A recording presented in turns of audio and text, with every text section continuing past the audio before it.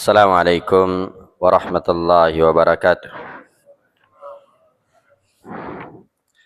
Alhamdulillahirabbil alamin. Wal aqibatu lil muttaqin. Wala udwana illa 'alal zalimin. Asyhadu an la ilaha illallah wahdahu la syarikalah. Iqraran bihi wa tauhida. Wa asyhadu anna Muhammadan 'abduhu wa rasuluh. Sallallahu alaihi wa ala alihi wa sallama tasliman katsira. Amma ba'd. Kaum muslimin dan muslimat jamaah subuh yang dimuliakan oleh Allah Subhanahu wa taala, alhamdulillah kita senantiasa bersyukur dan memuji Allah Subhanahu wa taala di kesempatan subuh hari ini.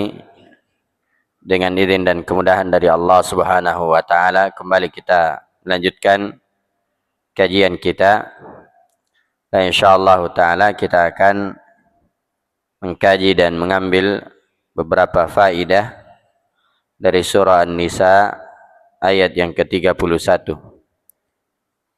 Di mana Allah Subhanahu wa taala berfirman, A'udzubillahi minasyaitonir rajim. In tajtanibu kaba'ira ma tunhauna anhu nukaffir ankum sayyi'atikum wa nudkhilkum mudkhalan karima. Kata Allah Subhanahu wa taala yang terjemahan maknanya, apabila kalian menjauhi dosa-dosa besar yang kalian dilarang darinya, maka kami akan mengampuni dosa-dosa kecil kalian. Wa nudkhilkum mudkhalan karima, dan kami akan masukkan kalian ke dalam tempat yang penuh dengan kemuliaan, yaitu surga Allah Subhanahu wa taala. Bapak Ibu yang dimuliakan oleh Allah Subhanahu wa taala, di dalam ayat ini Allah Subhanahu wa taala menjelaskan terkait dengan keutamaan menjauhi dosa-dosa besar. Keutamaan menjauhi dosa-dosa besar. Allah Subhanahu wa taala berfirman, in tajtanibu kaba'ir. Apabila kalian menjauhi dosa-dosa besar. Dan dosa besar itu disebutkan oleh para ulama ada 5 ukurannya. Ya. Ada 5 kaidah atau dhawabit untuk mengetahui dosa besar.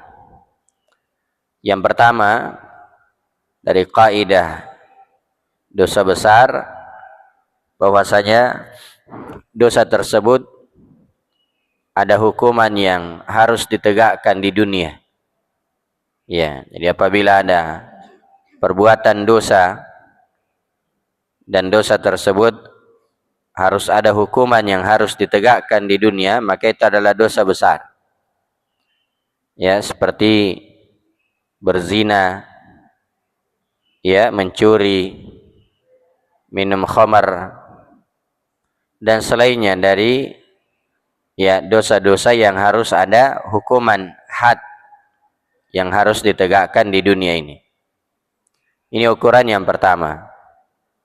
Kemudian ukuran yang kedua dari ukuran dosa besar, bahwasanya dosa tersebut diancam dengan neraka di negeri akhirat.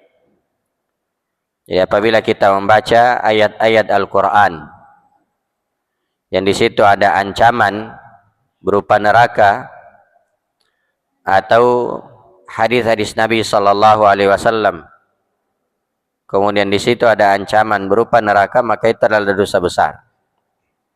Misalnya memakan harta anak yatim.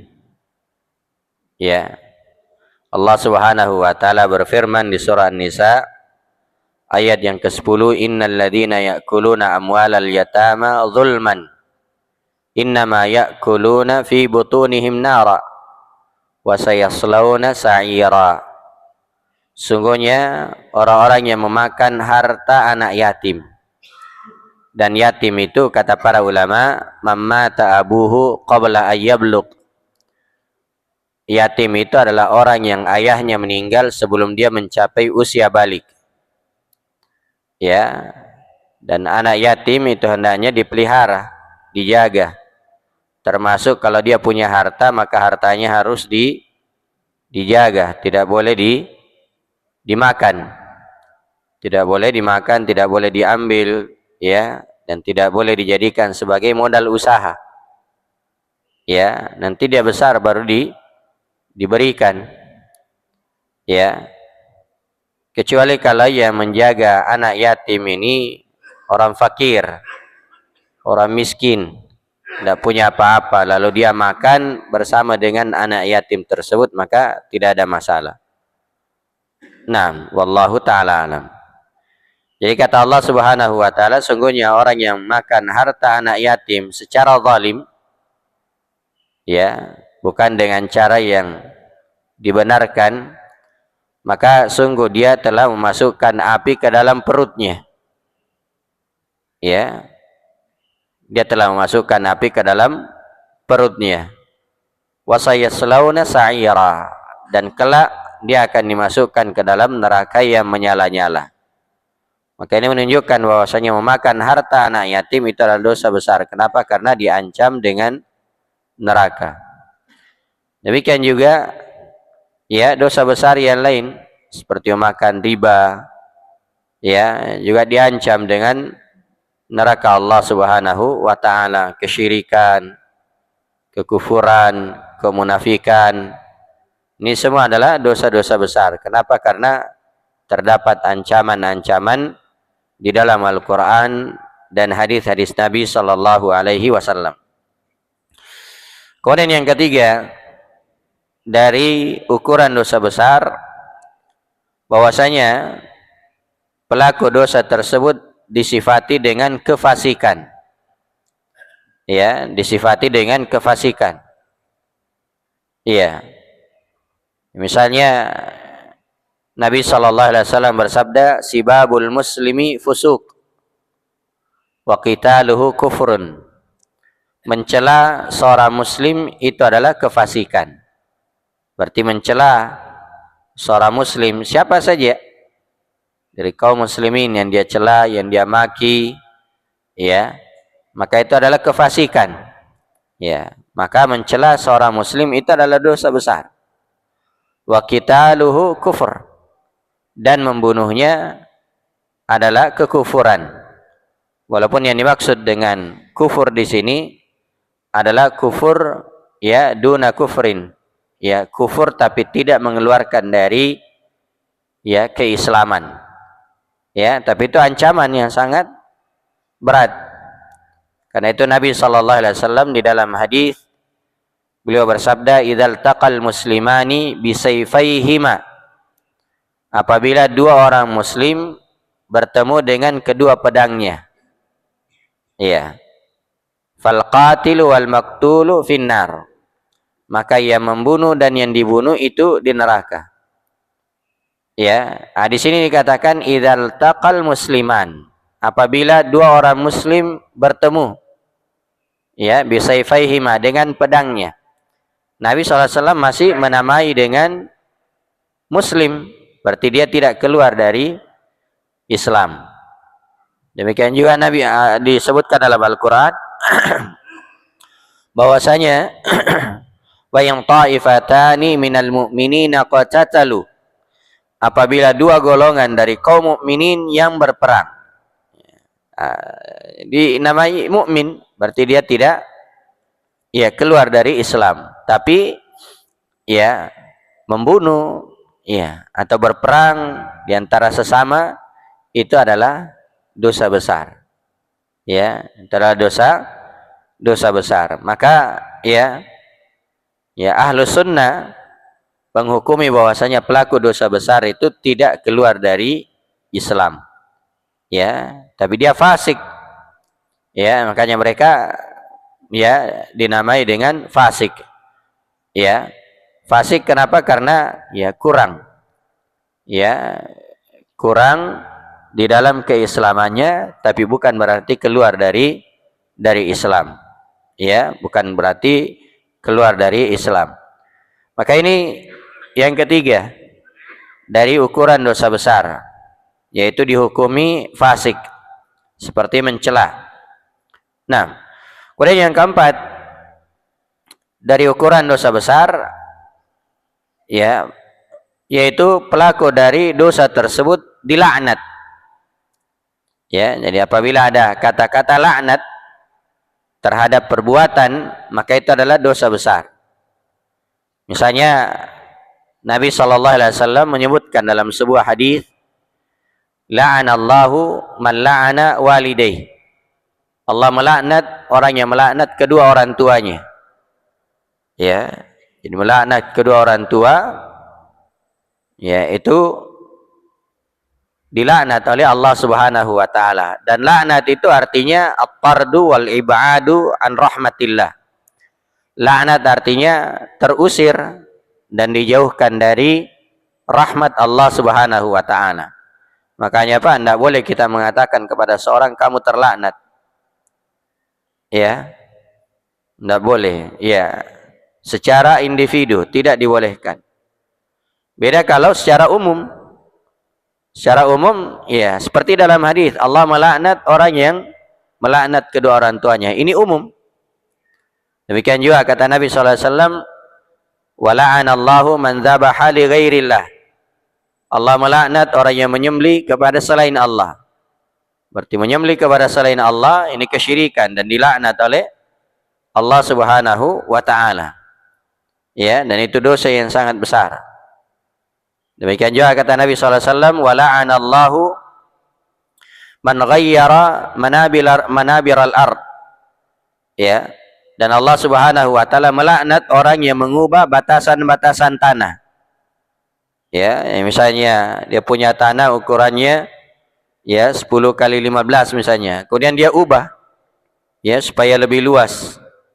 Ya, maka ini dilaknat oleh Allah Subhanahu wa taala. Dan selain dilaknat, ya, dia juga nanti akan dikalungkan ya pada hari kiamat 7 lapis ya tanah, ya, 7 lapis bumi. Ya, tentunya ini ya beban yang sangat berat. Dan Nabi SAW juga bersabda, ya, masih dalam satu hadis, wala'anallahu man awa muhditha. Allah Subhanahu wa taala melaknat orang yang melindungi pelaku kejahatan.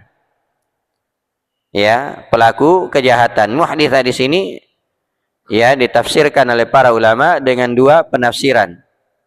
Pertama, pelaku kejahatan ya seperti ada orang yang DPO, pelaku terorisme misalnya, ya, lalu dia lindungi padahal dia adalah orang yang dicari, kejahatannya besar, maka ini dilaknat oleh Allah Subhanahu wa taala.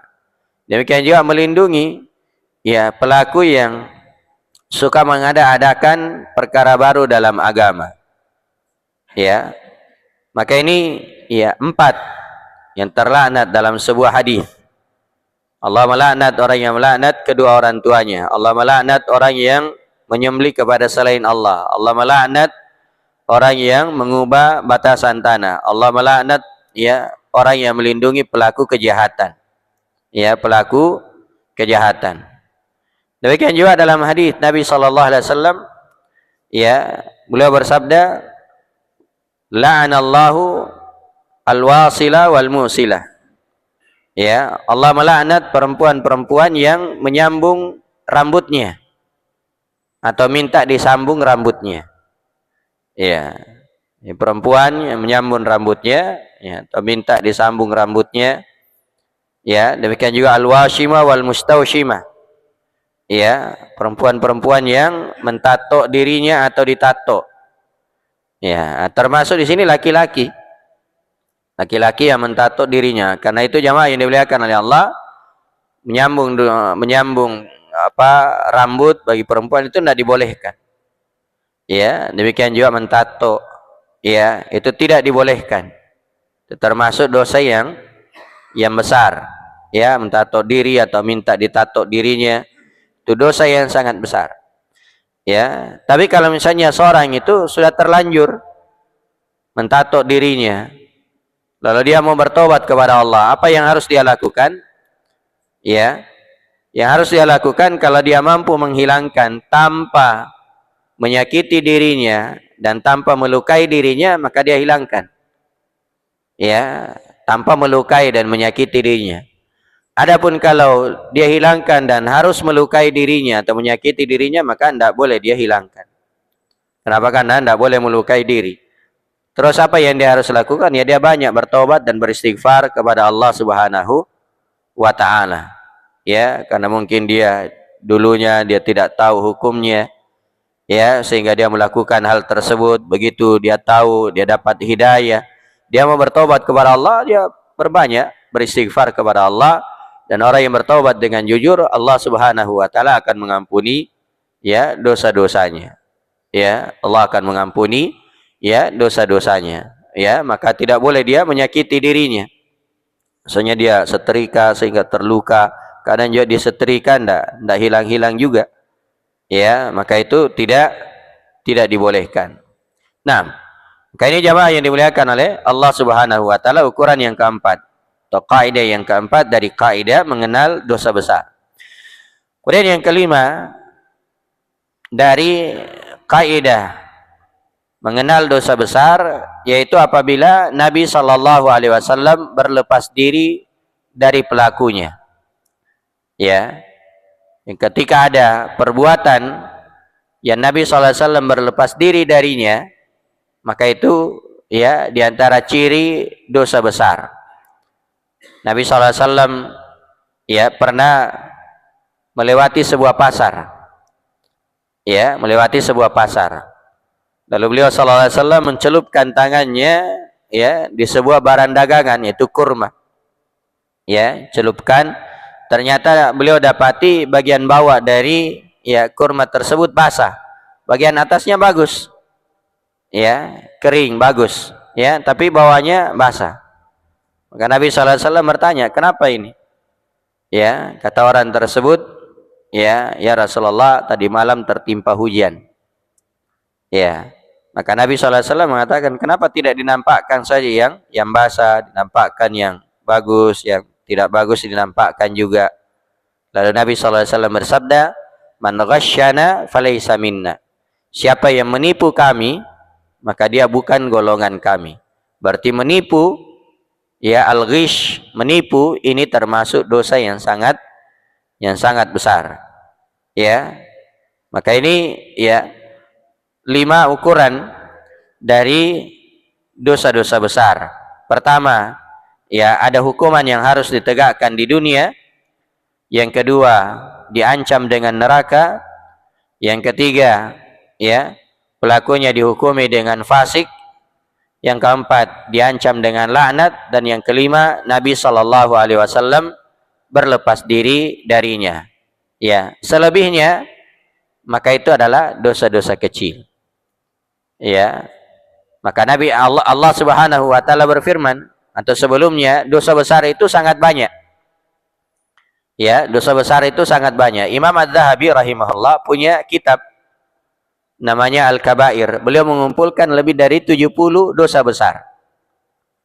Ya, bahkan ada sebagian ulama menghitung lebih dari 70. Ya, dosa besar. Ya, lebih dari 70 dosa besar. Maka jamaah yang dimuliakan oleh Allah, di dalam ayat ini katakan, intajtanibu kabair. Kalau kalian menjauhi dosa-dosa besar. Ya, apa keutamaannya? Ya, nukaffir ankum sayyiatikum. Yang pertama, kami akan, ya, mengampuni dosa-dosa kecil kalian. Jadi sayyiat di dalam ayat ini itu maknanya dosa-dosa kecil. Ya, dosa-dosa kecil. 6. Apa makna nukaffir? Ay nughatti wa nasturu fala nutalibu biha wa la nu'akhidu 'alaiha. Ya, nukaffir maksudnya kami akan tutupi. Ya, kami tidak akan menuntut dan kami tidak akan menghukum, ya, perbuatan dosa kecil tersebut. Ini keutamaan yang pertama dari orang yang menjauhi dosa besar. Maka dosa-dosa kecilnya akan diampuni, ditutupi oleh Allah Subhanahu wa taala. Yang kedua, wa nudkhilkum mudkhalan karima. Kami akan masukkan kalian ya ke tempat yang mulia.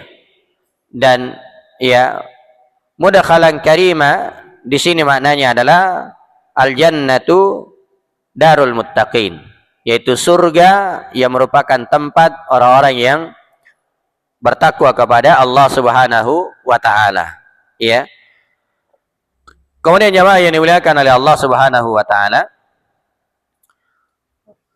dosa-dosa besar itu akan diampuni dengan bertobat kepada Allah Subhanahu wa taala. Ya, dengan bertobat kepada Allah Subhanahu wa taala dengan 5 syarat taubat. Pertama, ikhlas. Yang kedua, berhenti dari perbuatannya. Yang ketiga, menyesalinya. Yang keempat, bertekad untuk tidak mengulanginya. Dan yang kelima, masih ada waktu untuk bertaubat. Ini 5 syarat taubat yang disebutkan oleh para ulama. Nah, jadi semua dosa besar itu harus dengan taubat. Tidak akan terhapus dengan amalan-amalan saleh. Bahkan ada sebagian amalan saleh itu terhapus dengan ada sebagian dosa besar justru menghapus amalan saleh. Ya, justru menghapus amalan saleh. Ya, seperti meninggalkan salat asar misalnya. Nabi SAW bersabda, "Man fatatuhu salatul asr," ya, siapa yang meninggalkan salat asar, ya, man taraka salatal asar, siapa yang meninggalkan salat asar, faqad habita amaluh, maka amalan-amalannya akan terhapus. Berarti meninggalkan ya salat asar ini dosa yang sangat besar dan itu akan menghapuskan amalan. Apalagi dosa besar yang lain seperti kesyirikan. Ya, kesyirikan kepada Allah ini ya akan menghapus seluruh amalan. Ya. Maka apa yang harus dilakukan? Ya, bertobat kepada Allah Subhanahu wa taala. Karena itu Bapak Ibu yang dimuliakan oleh Allah, disebutkan oleh Syekh Dr. Shalih bin Fauzan hafizahullah ketika beliau menjelaskan sabda Nabi sallallahu alaihi wasallam, "Man qala la ilaha illallah fil yaumi mi'ata marrah." Siapa yang mengucapkan la ilaha illallah dalam sehari sebanyak 100 kali. Ya, maka hutta lahu anhu khatayah. Akan dihapuskan kesalahan-kesalahannya. Wa in kana mithlu zabadil bahr, walaupun dosa-dosanya itu sebanyak buih di lautan. Ya, ucapan la ilaha illallah wahdahu la syarikalah lahul mulku wa lahul hamd wa huwa ala kulli syai'in qadir. Ini kalau diucapkan dalam sehari sebanyak 100 kali, maka kata Nabi SAW akan terhapus dosa-dosanya walaupun sebanyak buih di lautan. Tapi apa maksudnya terhapus dosa-dosanya? Kata Syekh Dr. Shalih bin Fauzan, maksudnya adalah dosa-dosa kecil. Ya, dosa-dosa kecilnya itu yang akan terhapus. Ya. Demikian juga misalnya puasa Arafah, ya, puasa Asyura. Demikian juga amalan-amalan saleh, as-salawatul khams, kata Nabi sallallahu alaihi wasallam. As-salawatul khams wal jum'atu ila al-jum'ah wa ramadan ila ramadan mukaffiratun ma bainahunna. Salat 5 waktu. Ya, salat 5 waktu. Jumat yang satu dengan Jumat berikutnya. Ramadan yang satu dengan Ramadan berikutnya. Itu akan menghapuskan dosa di antara keduanya. Lalu Nabi SAW menekankan di akhir, idza jitunibatil kabair, kalau dia menjauhi dosa-dosa besar.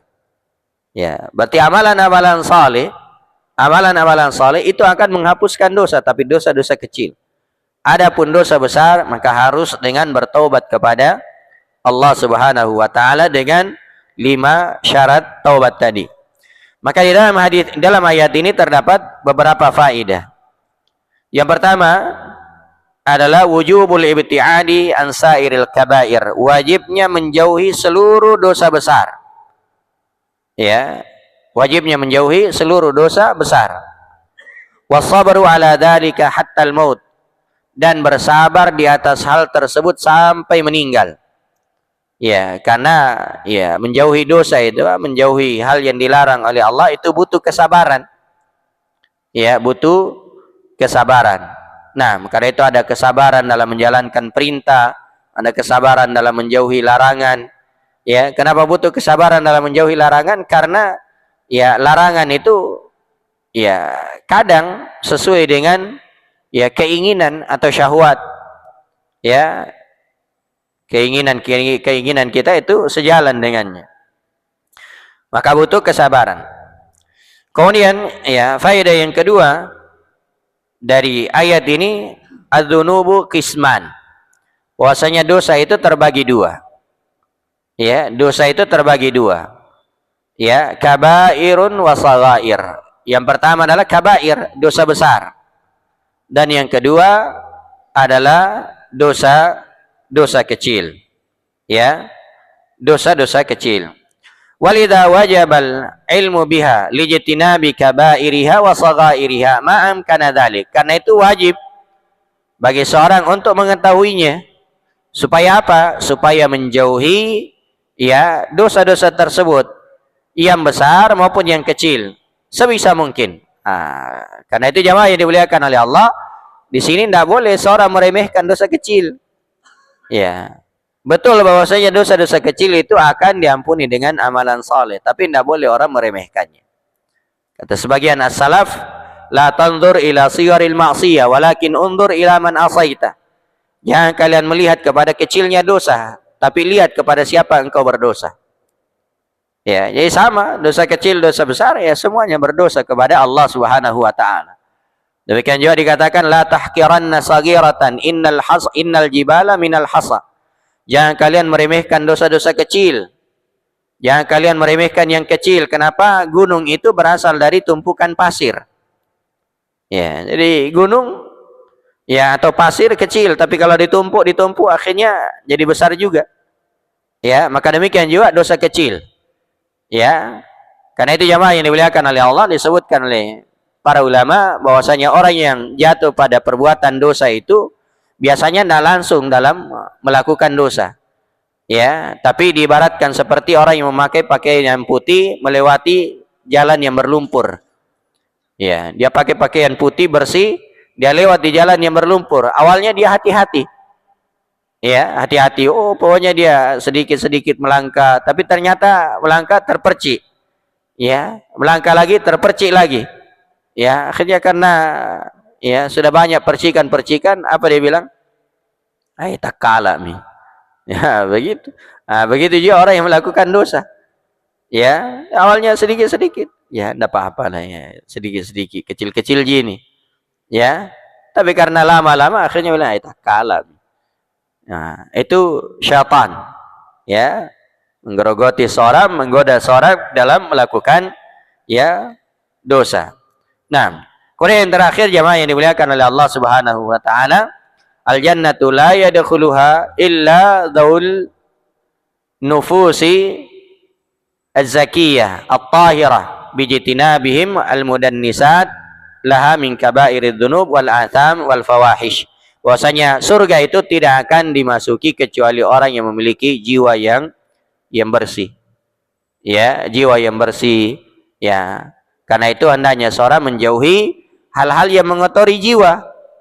Hal-hal yang mengotori jiwa berupa dosa-dosa besar, ya, demikian juga al-fawahish, yaitu ya kekejian. Maka ini jamaah yang dimuliakan oleh Allah, ayat yang sangat agung di surah An-Nisa, tepatnya di ayat yang ke-31, ya, Allah Subhanahu wa taala memberi kabar gembira kepada kita, ya, bahwasanya intajtanibu kabair, apabila kalian menjauhi dosa-dosa besar, ya, matun hauna anhu, yang kalian dilarang darinya, nukaffir ankum sayyiatikum, ya, maka dua keutamaannya, kami akan ampuni dosa-dosa kecil kalian, wa nudkhilkum mudkhalan karima, dan kami akan masukkan kalian ke tempat yang penuh dengan kemuliaan, yaitu surga Allah Subhanahu wa taala. Semoga Allah Subhanahu wa taala senantiasa menjauhkan kita dari berbagai dosa dan maksiat, dan semoga Allah Subhanahu wa taala senantiasa menjaga kita agar ya kita ya senantiasa bertaubat kepada Allah dari perbuatan dosa yang pernah kita lakukan. Kullu bani Adam khata' wa khairul khata'in at-tawwabun. Setiap anak Adam pasti punya dosa. Dan sebaik-baik orang yang berdosa adalah orang yang bertaubat kepada Allah Subhanahu wa taala. Ada orang yang karena dosanya justru dia masuk surga. Ya, karena dosanya. Kenapa? Karena dosa itu menjadi cambuk baginya untuk memperbanyak bertaubat kepada Allah Subhanahu wa taala. Baik, mudah-mudahan ada manfaatnya. Dan sebelum kita tutup, mungkin kalau ada hal yang ingin ditambahkan, ya Pak. Waalaikumsalam warahmatullahi wabarakatuh.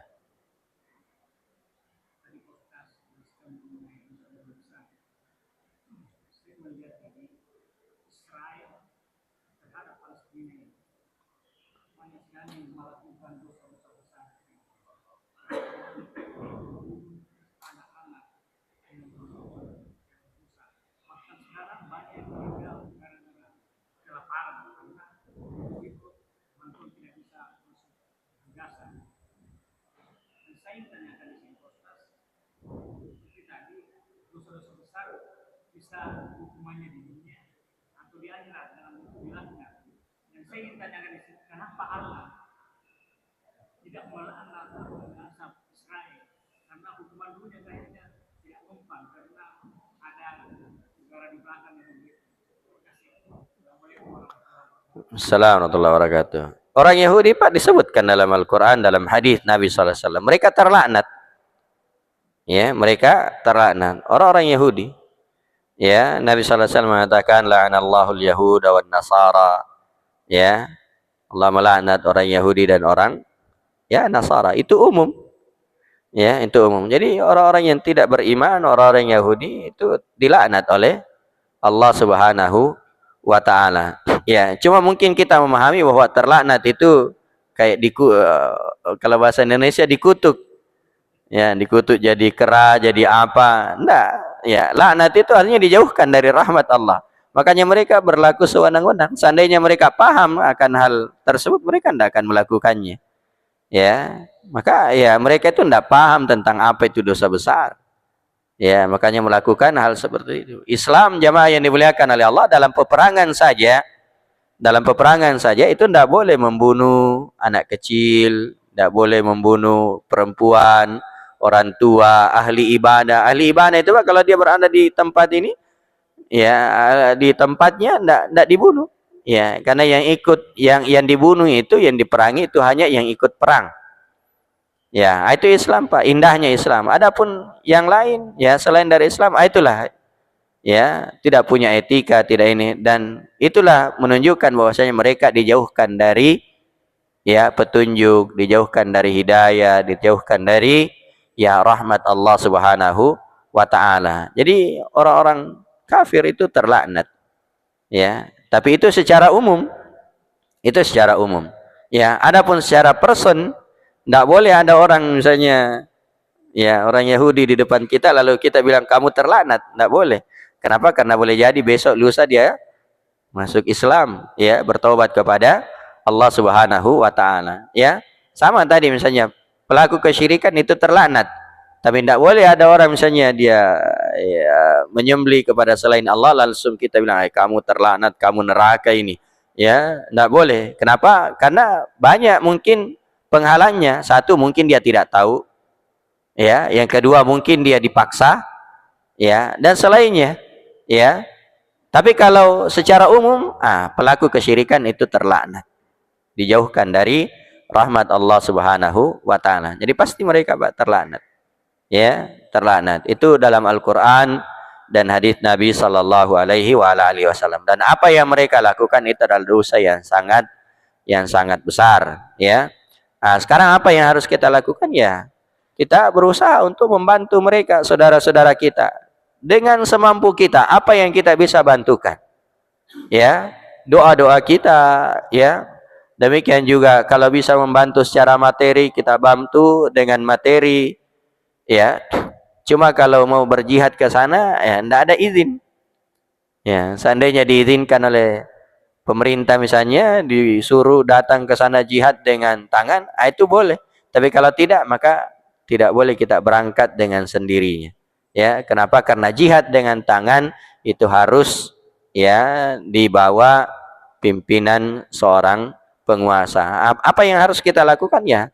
Bantu dengan ya bantuan-bantuan yang terbuka, dengan harta kita kalau mampu, dan ya doa kita. Yang lain juga hendaknya kita banyak memperbaiki diri kita, banyak bertobat kepada Allah Subhanahu wa taala. Kenapa? Karena tidaklah ya musuh-musuh Islam menguasai kaum muslimin kecuali disebabkan karena banyaknya dosa dan kesalahan mereka. Nabi sallallahu alaihi wasallam bersabda, "Idza tabayatumul 'ina wa akhadtum adnabal baqar ya wa raditum ya bizar' wa taraktumul jihad sallallahu alaikum dulla." Ya, kalau kalian sudah ya melakukan jual beli inah, jual beli riba. Kalau kalian sudah suka bertransaksi dengan riba, coba kita Pak, kaum muslimin gimana? Ya, apakah mereka sudah berlepas diri dari riba?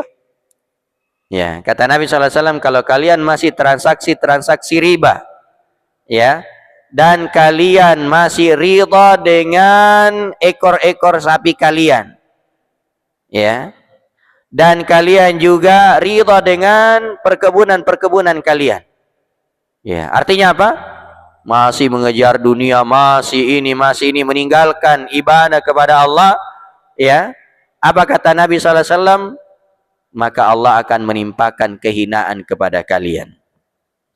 Ya. Dan musuh-musuh kalian akan menguasai kalian. Ya, apa solusinya? Kata Nabi SAW, itu tidak akan terangkat hatta tarji'u ila dinikum, sampai kalian kembali kepada agama kalian. Nah, coba Pak, kalau kita lihat kaum muslimin di masa ini. Ya, bagaimana mereka dengan agama mereka. Ya, kalau mereka berpegang teguh dengan agama mereka, pasti Allah Subhanahu wa taala akan memberikan kejayaan. Ya, akan memberikan kejayaan. Ya, sebagaimana misalnya di surah ya An-Nur. Ya, mungkin ini surah An-Nur Pak, ya ayat yang ke-55 kalau tidak salah. Ya, coba kita lihat dan mungkin ini bisa kita kaji masing-masing di rumah. Ya, bagaimana kaum muslimin ya saat ini terkait dengan ayat ini, ya, terkait dengan ayat ini. Nah, ayat yang ke-55, ya, wa'adallahu alladhina amanu minkum wa amilus salihat. Ya, apa kita ini sudah memperbaiki keimanan kita? Apa kita ini sudah memperbaiki amalan saleh kita? Ya, apa janji Allah? La yastakhlifannahum fil ard kama stakhlafal ladina min qablihim wa la yumakkinanna lahum dinahum alladzi irtawa lahum wa la yubaddilannahum min khaufihim amna ya'budunani. Ini beribadah kepada Allah semata. Gimana kaum muslimin sekarang? Apakah mereka sudah murni beribadah kepada Allah atau masih banyak percaya dengan jimat-jimat? Ya. Masih banyak melempar sesajian? Ya, masih ada buik-buik di rumahnya? Ini Pak. Ya, ini semua kelemahan. Ya. Mau jihad tapi masih mengandalkan jimat-jimat. Gimana caranya? Ya. Nih, masih ada gelang-gelang di, wah ini kalau saya pakai gelang ini saya gimana itu? Ini kelemahan semua. Ya, maka ini ayat ya jamaah yang dimuliakan oleh Allah, hendaknya kita kaji lalu kita lihat realita. Ya. Allah Subhanahu wa taala tidak pernah mengingkari, menyelisihi janjinya. Kalau manusia, kalau umat ini betul-betul berpegang teguh ya kepada agama Allah, intansurullah yansurkum. Ya. Kalau kalian menolong agama Allah, Allah pasti akan menolong kalian. Kenapa para sahabat dijayakan oleh Allah? Karena mereka betul-betul berpegang terhadap agamanya. Ya, terhadap sunnah Nabi SAW. Kenapa kaum muslimin mengalami kekalahan di perang Uhud? Satu saja pelanggarannya. Ya, satu pelanggaran Pak. Itu yang menyebabkan kaum muslimin mengalami kekalahan di perang Uhud. Nabi SAW mengatakan kepada para pemanah, apapun yang terjadi di bawah, jangan kamu tinggalkan tempat ini. Tapi apa yang terjadi? Ya, ini kemenangan sudah di depan mata kita. Ini harta rampasan perang. Ini ijtihadnya mereka. Padahal tidak boleh berijtihad, karena Nabi SAW masih ada. Tapi itulah, ya, jamaah yang dimuliakan oleh Allah, turun mereka. Apa yang terjadi? Kekalahan. Satu kesalahan. Sekarang berapa kesalahan? Lalu kita menginginkan kemenangan. Ya, ini jamaah yang dimuliakan oleh Allah. Maka hendaknya kita banyak bertobat kepada Allah, memperbaiki diri kita. Ya, kalau kita teguh di atas agama kita, Pak, baru dilihat oleh orang kafir itu mereka sudah gentar. Ya, mereka sudah takut. Ya, kalau berpegang teguh di atas agamanya. Tapi kalau kaum muslimin jauh dari agama, apa yang membuat mereka? Ya, kaum muslimin apa mereka begadang sampai tengah malam, kita juga begadang sampai tengah malam nonton bola? Ya, sama ji.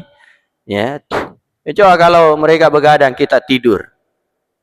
Nah, mereka tidur, kita bangun sholat subuh. Itu yang membuat mereka ini. Ya, mereka membuka aurat kaum muslimin, menutup auratnya dengan baik.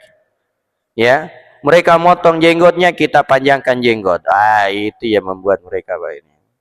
Ya, tapi coba kalau sama-sama mangkas. Ya. Ini apa dari kita ini yang memiliki izzah? Ya, memiliki wibawa. Apa yang membuat wibawa dari kaum muslimin sekarang?